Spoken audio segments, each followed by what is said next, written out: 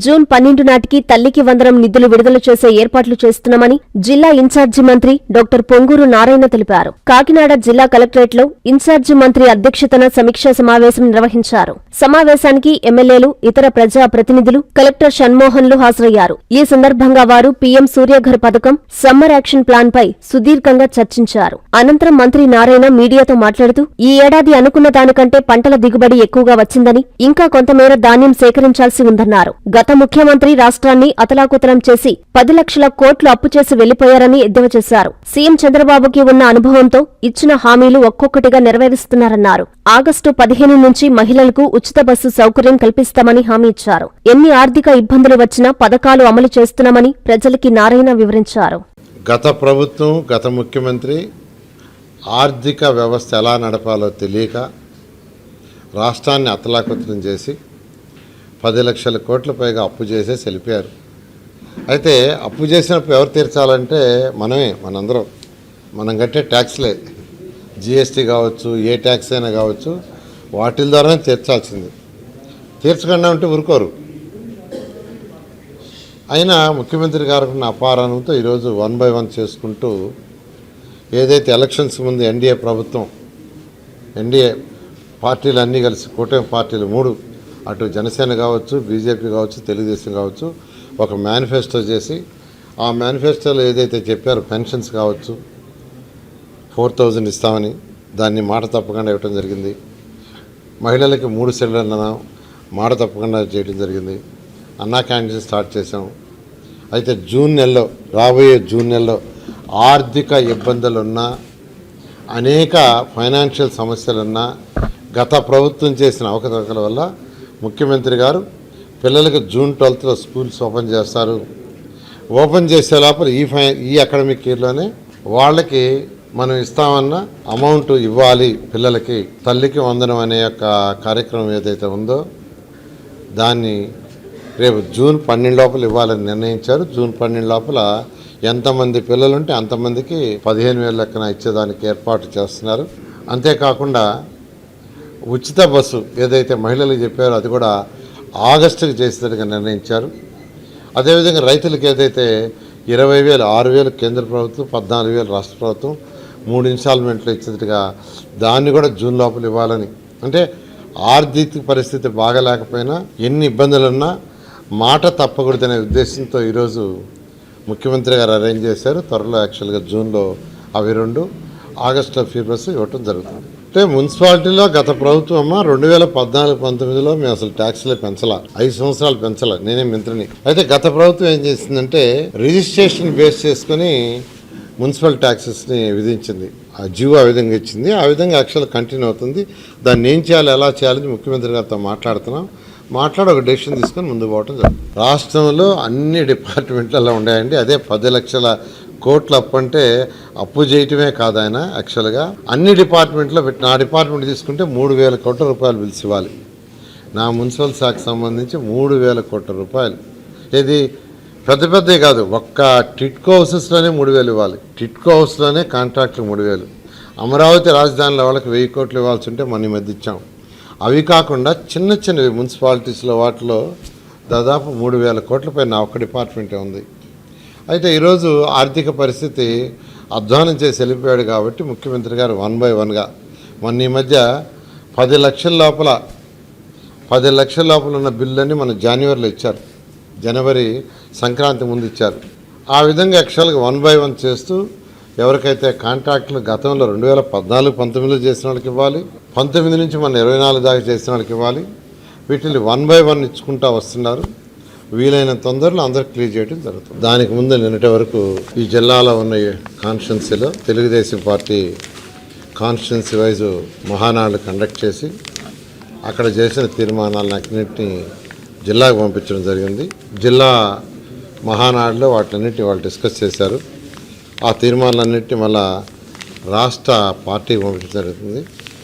రాష్ట్ర పార్టీ ఈ నెల 27, 28, 29లో కడపలో జరిగే మహానాడులో వాటినన్నిటి చర్చించి దాని మీద తీర్మానాలు చేసి అటు ప్రజలకు ఏదైతే సేవ చేయాలో ప్రభుత్వం ఏదైతే ఎలక్షన్స్ ముందు మాట ఇచ్చిందో అవన్నీ నిలబెట్టుకునేటట్టుగా దానికి సంబంధించిన తీర్మానాలన్నీ చేసి ప్రభుత్వానికి పంపించి ప్రభుత్వం అవన్నీ చేసేటట్టుగా చేయటం ఈ యొక్క మహానాడు ముఖ్య ఉద్దేశం. అట్ ది సేమ్ టైం కార్యకర్తలు ఎవరైతే ఉన్నారో ఈ కార్యకర్తలు గత 5 సంవత్సరాలు ఎన్నో ఇబ్బందులు పడ్డారు, ఎంతోమంది అరెస్ట్ అయ్యారు, జైలుకు పోయారు, నాన్ అవైలబుల్ కేసులు పెట్టించుకున్నారు. వాళ్ళందరూ అనేక ఇబ్బందులు పడ్డారు. వాళ్ళ సంక్షేమం కూడా ఇప్పుడు పార్టీ చూస్తుంది. ముఖ్యమంత్రి నారా చంద్రబాబు నాయుడు గారు తెలుగుదేశం పార్టీ అధినేత అయితే కార్యకర్తలకి హై ప్రయారిటీ ఇస్తారు. దాని మీద కూడా యాక్చువల్గా ఏంటంటే మహానాడులో చర్చించి కార్యకర్తలకు ఏం చేయాలి, ఎలా చేయాలి, వాళ్ళు ఏ విధంగా ఆదుకోవాలి. ఆల్రెడీ యాక్చువల్గా బీమా ఏర్పాటు చేశారు. ఎక్కడైనా యాక్సిడెంట్లో చనిపోయిన దానికి 5 లక్షల రూపాయలు పే చేసేట్టుగా అలాంటి డెసిషన్స్ ఏదైనా ఉంటే ఆ మహానాడు తీసుకోవడం జరుగుతుంది. అదైన తర్వాత ఈరోజు యాక్చువల్ ఇక్కడ ఎమ్మెల్యేలు, ఎమ్మెల్సీలు, ఎంపీలు, ప్రజాప్రతినిధులు ప్లస్ అధికారులతో ఈరోజు ఇక్కడ జిల్లా రివ్యూ జరిగింది. మహానాడు ముఖ్య ఉద్దేశం. అట్ ది సేమ్ టైం కార్యకర్తలు ఎవరైతే ఉన్నారో ఈ కార్యకర్తలు గత 5 సంవత్సరాలు ఎన్నో ఇబ్బందులు పడ్డారు, ఎంతోమంది అరెస్ట్ అయ్యారు, జైలుకు పోయారు, నాన్ అవైలబుల్ కేసులు పెట్టించుకున్నారు. వాళ్ళందరూ అనేక ఇబ్బందులు పడ్డారు. వాళ్ళ సంక్షేమం కూడా ఇప్పుడు పార్టీ చూస్తుంది. ముఖ్యమంత్రి నారా చంద్రబాబు నాయుడు గారు తెలుగుదేశం పార్టీ అధినేత అయితే కార్యకర్తలకి హై ప్రయారిటీ ఇస్తారు. దాని మీద కూడా యాక్చువల్గా ఏంటంటే మహానాడులో చర్చించి కార్యకర్తలకు ఏం చేయాలి, ఎలా చేయాలి, వాళ్ళు ఏ విధంగా ఆదుకోవాలి. ఆల్రెడీ యాక్చువల్గా బీమా ఏర్పాటు చేశారు. ఎక్కడైనా యాక్సిడెంట్లో చనిపోయిన దానికి 5 లక్షల రూపాయలు పే చేసేట్టుగా అలాంటి డెసిషన్స్ ఏదైనా ఉంటే ఆ మహానాడు తీసుకోవడం జరుగుతుంది. అదైన తర్వాత ఈరోజు యాక్చువల్ ఇక్కడ ఎమ్మెల్యేలు, ఎమ్మెల్సీలు, ఎంపీలు, ప్రజాప్రతినిధులు ప్లస్ అధికారులతో ఈరోజు ఇక్కడ జిల్లా రివ్యూ జరిగింది. ఎందుకంటే లాస్ట్ టైం వచ్చినప్పుడు అనేక విషయాలు ప్రజాప్రతినిధులు రైజ్ చేశారు, సమస్యలు. వాటిలో అసలు ఏమేమి జరిగినా, ఏమేమి పెండింగ్ పడిన దాని మీద డిస్కస్ చేసాం. దాదాపు 75% పూర్తి చేశారు. ఒక 25% ఇంకా స్టిల్ పెండింగ్ ఉన్నాయి, జరుగుతూ ఉన్నాయి. అవి కూడా నెక్స్ట్ మీటింగ్ కల్లా కంప్లీట్ చేస్తామని కలెక్టర్ గారు చెప్పారు. ఈసారి కూడా మళ్ళీ డిస్కషన్లో అటు సూర్య గారు, ముఖ్యమంత్రి గారు చాలా క్లియర్గా ఈ యొక్క సోలార్ ప్యానల్స్ ప్రతి ఇంటి మీద పెట్టాలి అనే దాని మీద యాక్చువల్గా పిఎం సూర్య గారు స్పెషల్ డ్రైవ్ చేస్తున్నారు. దాని మీద కూడా ఇవాళ యాక్చువల్గా డీటెయిల్గా డిస్కస్ చేసాం. ఒక 75,000 పెట్టాలని టార్గెట్ పెట్టుకున్నారు. కాకినాడ జిల్లాకి మొత్తం 75,000. 75,000 గాను ఒక ఎస్సీ ఎస్టీలకైతే టోటల్గా ఫ్రీ, బీసీలకైతే కొంత సబ్సిడీ ఇస్తారు.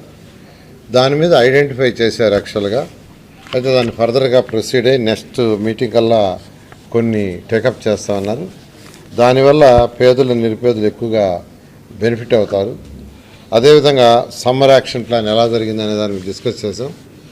లాస్ట్ టైం యాక్చువల్గా చెప్పాము. దాని మీద కూడా యాక్చువల్గా సమ్మర్ యాక్షన్ ప్లాను ఎమ్మెల్యేల ప్రకారం ఏంటంటే అంతకుముందు ఏదైతే చెప్పారో దాని ప్రకారం చేశారని ఎమ్మెల్యేలు చెప్పడం జరిగింది. అదేవిధంగా అగ్రికల్చర్ విషయంలో కొద్దిగా సమస్యలు చెప్పారు. మెయిన్గా మొన్న ఈ సంవత్సరం పంటలు బాగా పండినాయి. ఎక్సెస్ ఆఫ్ పంట రావడంతో కొంత ఇబ్బంది కూడా అయింది. ఒక్కోసారి ఎక్సెస్ వచ్చిన ఇబ్బందే, తక్కువ వచ్చిన ఇబ్బందే. అదేవిధంగా యాక్చువల్గా పంట కోసినప్పుడు తడిసిపోకుండా ఉండటానికి యాక్చువల్గా టార్పాలిన్ పట్ల కూడా సబ్సిడీలో ఇప్పించమని చెప్పారు. దానికి కూడా కన్సర్న్ మంత్రి గారితో మాట్లాడుతూ అనుకున్నాను. అయితే వారు మినీ మహానాడులో ఉన్నారు. ఈవినింగ్ మాట్లాడి డిసైడ్ చేస్తానన్నాను. అదేవిధంగా ఈ స్కిల్ డెవలప్మెంట్లో కూడా యాక్చువల్గా అనేక సార్లు స్కిల్ డెవలప్మెంట్ ఇవాళ యాక్చువల్గా మన మహానాడు జిల్లా మహానాడులో యాక్చువల్గా దాని మీద ప్రపోజ్ చేశారండి.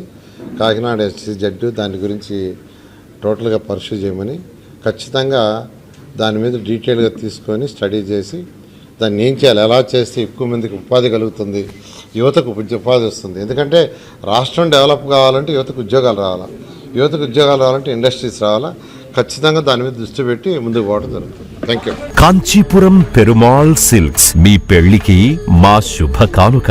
పెళ్లి పవిత్రమైన శుభ సందర్భం. ఆ రోజున ప్రతి అంగి, ప్రతి చీర మీ కలల మాదిరిగానే ప్రత్యేకంగా చూడాలి. కంచి పట్టు చీరలు ఒక్కో నూలు పోగుతో అద్భుతమైన సంప్రదాయాన్ని, రాజసాన్ని నేసిన నెమలి రెక్కల వంటి అందమైన చీరలు. ఖచ్చితమైన కంచి శైలి కోసం కంచి వెళ్లాల్సిన పని లేదు. మీరు కోరుకునే అసలైన అపురూపమైన కంచి చీరలు ఇప్పుడు కాంచీపురం పెరుమాళ్ సిల్క్స్ లో 1+1 మగ్గం ఫోల్డ్ పట్టు శారీస్ 900, 1+1 సాఫ్ట్ సిల్క్ పట్టు శారీస్ 2500, 1+1 సాముద్రిక పట్టు శారీస్ 3500, 3 కంచి పట్టు శారీస్ 4500, 3 సిల్వర్ జరీ పట్టు శారీస్ 5000, 1+1 డిజైనర్ మగ్గం బ్లౌజ్ వర్క్ పట్టు శారీస్ 6000. మీ జీవితంలో జరిగే మధురమైన పెళ్లికి అసలైన కంచి సంప్రదాయం మీ సొంతం చేసుకోండి. Kanchipuram Perumal silks, Pushkar ghat road, Rajamahendravaram.